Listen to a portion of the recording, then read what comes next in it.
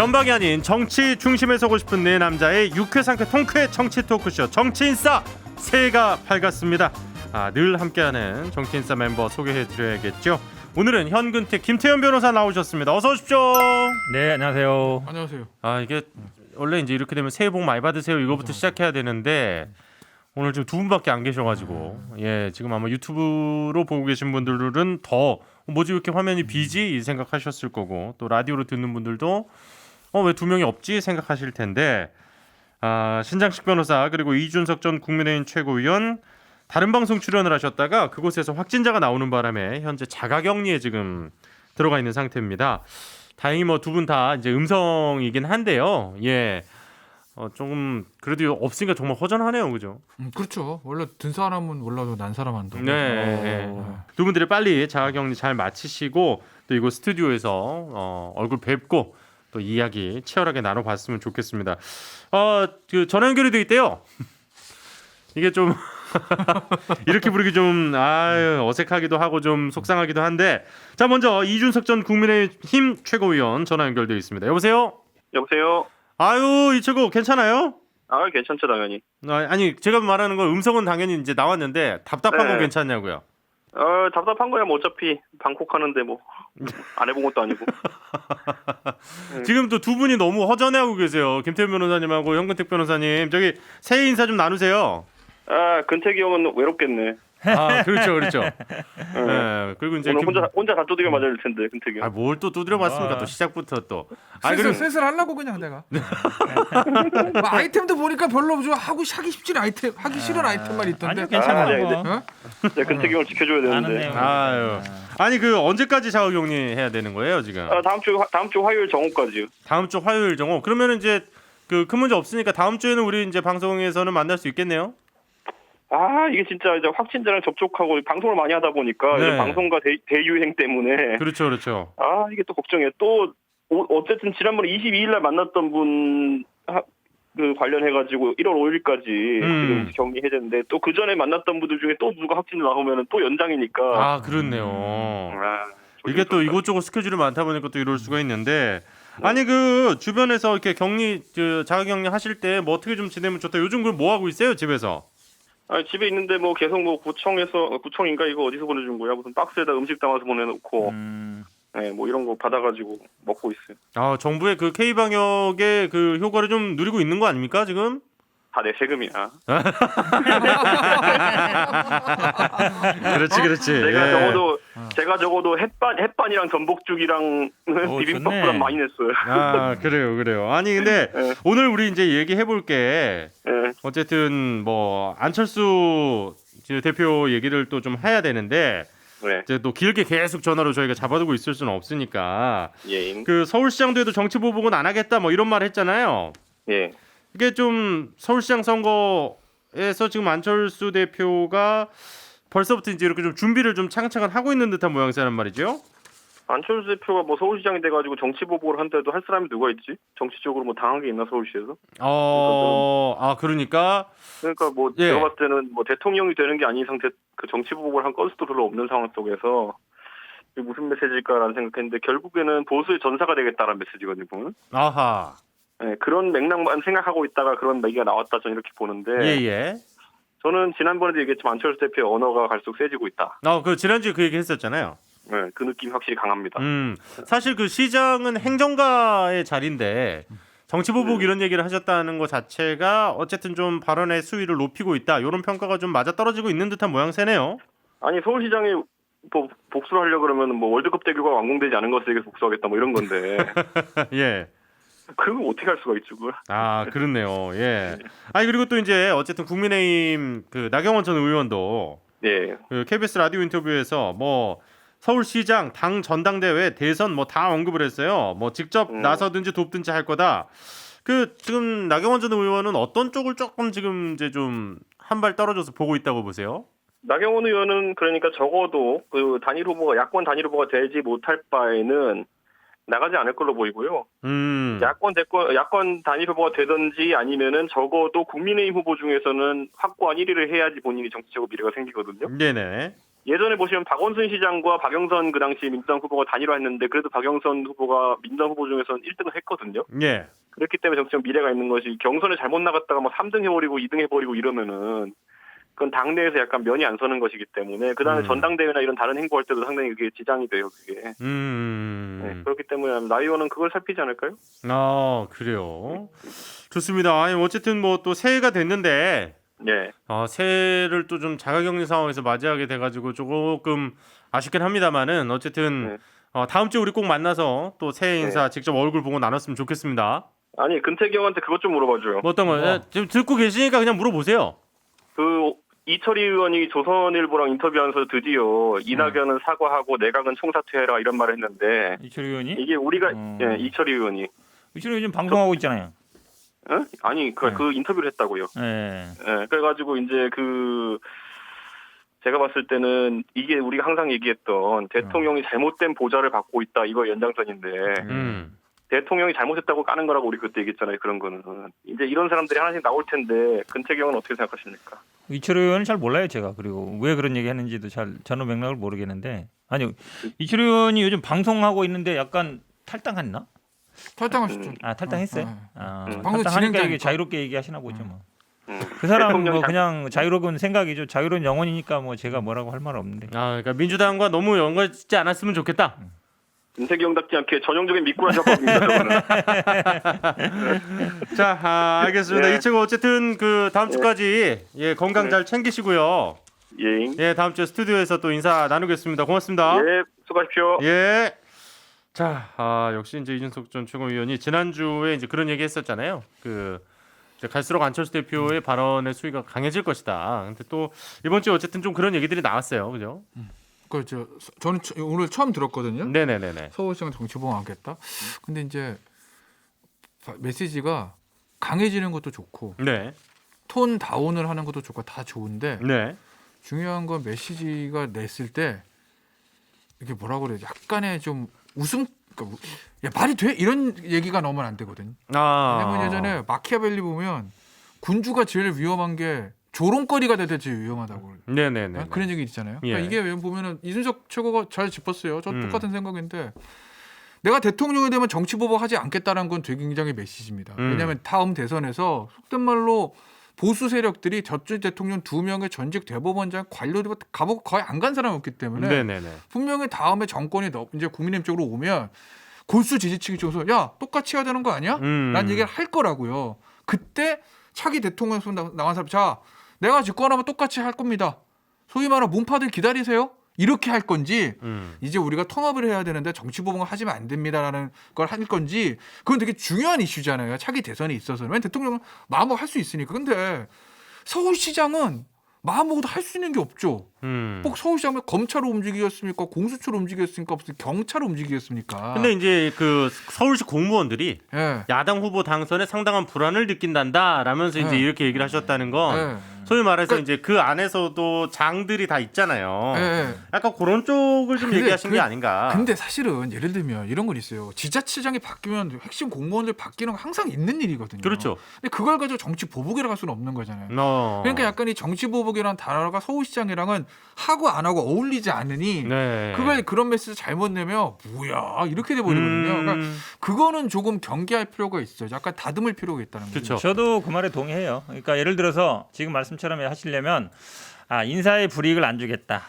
이렇게 용어를 얘기하면 그 말이 돼요. 왜냐하면은 시장이 바뀌었을 때 뭐 인사상 불이익을 주겠다 이렇게 볼 수 있으니까 정치 보복이라 그런 말씀처럼 대통령이 할 수 있는 얘기거든요. 그러니까 저는 그걸 어떻게 해석했냐면 이분이 그래도 마음은 아직 대선에 있다. 대통령 되고 싶은 생각이 있다. 은연중에 나오는 거예요. 그러니까 서울시장은 본인이 어쨌든 대선 나오고 싶은데 본인의 어쨌든 정치적인 입지나 지금 뭐 국민의당 입지나 그런 상황이 안 되잖아요. 그렇죠. 이걸 발판으로 삼아야 이제 본인의 정치적인 입장도 키우고 국민의당도 좀 키워서 나아가겠다. 어쨌든 생각은 이제 대선에 가 있고 그런 마음의 표현이라고 보는 게 맞는 것 같아요. 사실 이제 그러니까 서울시 자체는 지자체장이 계속 지금 그 여당 쪽이 꽤 오래 되어 왔으니까 그러니까 그런 부분에 대한 조금 우려를 씻겠다 이런 이제 의도였던 것 같은데 지금 두 분 말씀해 주신 대로 아무래도 그 공무원들의 우려를 씻겠다는 것 같지만 이렇게 딱 그 따옴표, 큰 따옴표를 이렇게 딱 떼가지고 요 워딩이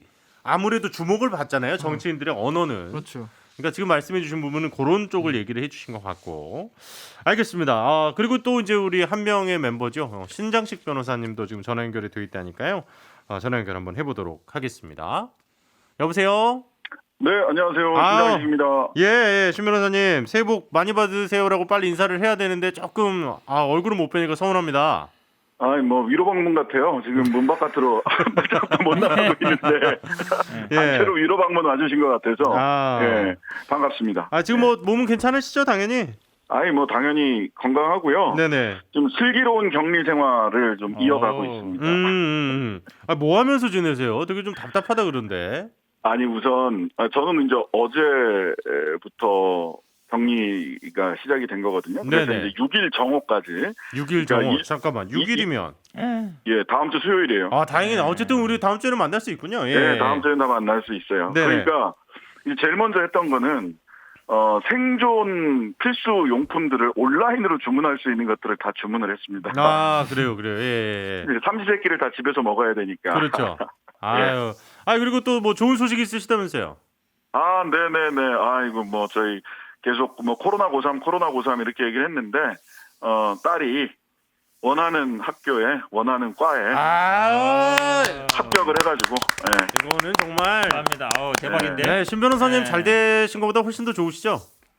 그렇죠. 근데 이게 뭐 안아줄 수도 없고 지금 격리 중이라서 만나지도 못하고 맛있는 것도 같이 못 먹고 그러고 있네요. 1월 6일이 지나고 나면 제일 먼저 딸과 함께 맛있는 것 좀 먹고 격려해줘야 되겠다. 그래요. 다른 모든 수험생들도 너무 애쓰셨고요. 네네.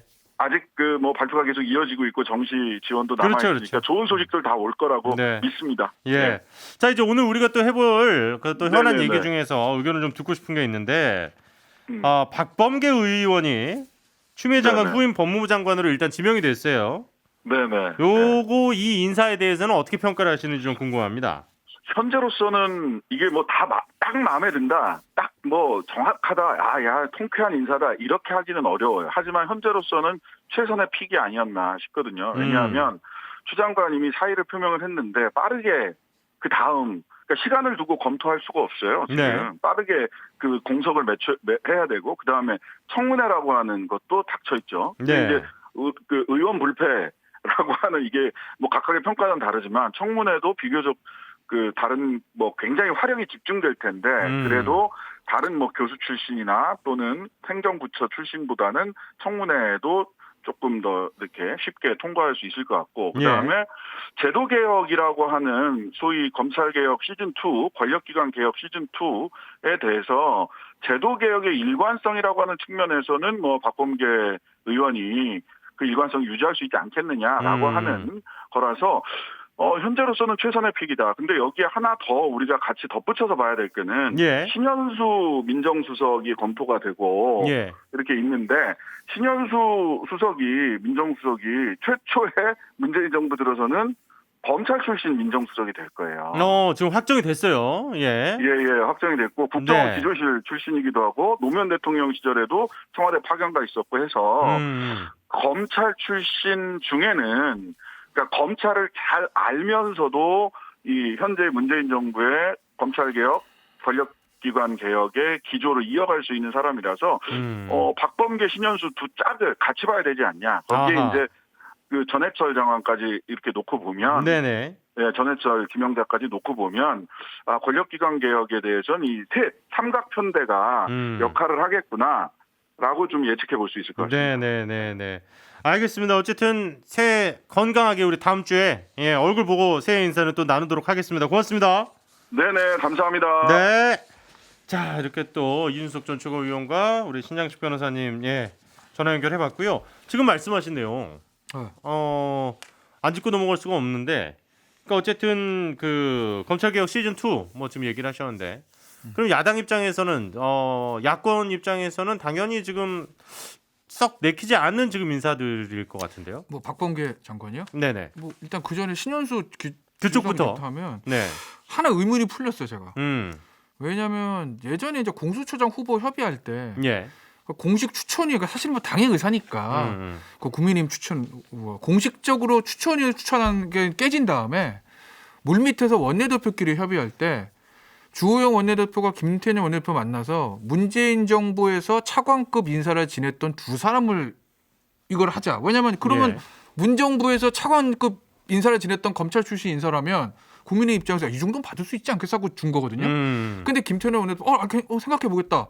그러더니 또 안 돼. 흩어졌다는 거예요. 예. 그중에 한 사람이 신현수 국정원 기조실장이다라는 얘기를 나중에 주호영 원내대표 언론에도 했어요. 그럼 생각해 보면 신현수 국정원 기조실장은 문재인 대통령 굉장히 신임하는 사람이고 네. 검찰 출신이고 그러면은 야당 입장에서는 야, 이 정도면은 공수처장을 우리가 제의해도 분명히 여당에서 받을 수 있을 카드라고 던졌을 거 아니에요. 네. 근데 노했다. 왜일까? 저도 그게 궁금했거든요. 근데 청와대 민정수석이에요. 그 얘기는 공수처장도 중요하고 법무부 장관도 중요하지만 문재인 대통령 입장에서는 바로 옆에 드는 핵심 참모 민정수석이 가장 좀 더 중요하다고 봤을 수는 있죠. 그렇죠. 그러니까 신현수란 기조실장이라는 사람을 내가 정말 믿고 신임하고 그럴 수 있는 카드라면 공수처장보다는 오히려 저 민정수석으로서 곁에 두고 사실 이제 지금 들어가면 우리 소위 말해 순장조라고 그러거든요. 네. 그렇잖아요. 이제 대통령 이제 임기 말까지 말이니까. 가니까. 임기 임기 말에 마지막을 조금 친인척 관리라든지 그런 뭐 권력 누수 현상들을 좀 막아줘야 되는 게 있으니 그걸 맡기겠다라는 의사였던 거 보면 확실히 신현수라는 카드가 문 대통령 좀 굉장히 신임하는 카드 아니었나. 그러니까 야당이 그 추천했음에도 사실 야당 입장에서 당황했을 거거든. 아니 이 카드도 안 받으면 뭐 어쩌라는 말이세요라고. 네네네네. 사실 그렇잖아요. 야당 입장에서는. 그런 것도 같고 박범계 장관은요. 근데 뭐 이건 누구나 다 예상했던. 박범계 장관 얘기는 이따가 우리가 좀 더 그럴까요? 길게 네. 하고요. 네. 예. 일단은 그 새 민정수석 어떻게 보십니까? 문재인 대통령 굉장히 가까운 사이죠. 음. 이분이 특이한 게 청와대에 있을 때 어쨌든 문재인 대통령 민정수석 했고 부서관 했죠. 근데 그 전에 대부분 검찰에서 출신들이 청와대 오면 더 다음에 승진해서 가고 이랬거든요. 네. 근데 이분이 이제 관두고 이제 변호사를 했어요. 아주 드문 케이스였죠. 그러면서 아마 제가 보기에 신뢰가 더 간 것 같아요. 근데 사실 항상요 민정수석 얘기 나올 때마다 언급됐었어요. 근데 딱 하나 이 검사 출신이라는 거, 네네. 그것 때문에 항상 이제 됐었거든요. 그런데 어쨌든 요번에 그 윤석열 징계하는 과정에서 검찰을 너무 모른다. 어쨌든 그동안 뭐 교수라든지 아니면 감사원 쪽 부서들이 했기 때문에. 그러니까 아마 문재인 대통령이 법무부 장관이나 민정수석 검사 출신 안 시키겠다는 확고한 입장이 있었을 거예요. 근데 이번에 좀 해보니까 그게 좀 문제가 있다 이렇게 생각했던 것 같고 공수처장은 제가 봐도 저는 뭐 김태현 변호사 말이 일리는 있지만 그래도 좀 아닌 게 뭐냐면 기본적으로 추천회가 있거든요. 그렇죠. 예, 거기에는 이제 대한변협이라든지 아니면 뭐 법원 행정처도 있기 때문에 여야가 타협해서 결정하면 다른 사람은 들러리가 되는 거예요. 그러니까 이번에도 결국은 변협 추천이 됐잖아요. 예. 그런 모습이 더 나아요. 여야가 뒤에서 이렇게 합의해서 해버리면 나머지 세 분의 그 추천위원들은 어찌 보면 우리 뭐냐 이럴 수 있거든요. 네. 그렇죠. 그리고 공정성의 문제도 나올 수 있고 저는 그래서 애초에 그런 식으로 여야 원내대표가 만나서 공수처장을 결정하는 방식 자체가 제가 보기에는 좀 문제가 있다라고 봐서 그렇게 안 한 건 저는 오히려 더 낫다라고 봅니다. 어쨌든 지금 그 공수처장도 그 비검찰 출신인데 예. 이번에 어쨌든 민정수석이 검사 출신이다. 또 이런 내용들이 있어서 이렇게 또 두 분과 또 신장식 변호사와 또 이렇게 이야기를 나눠봤고요. 자 그러면 잠시 전하는 말씀 듣고 오늘의 주제 또 두 분과 이야기 나눠보겠습니다.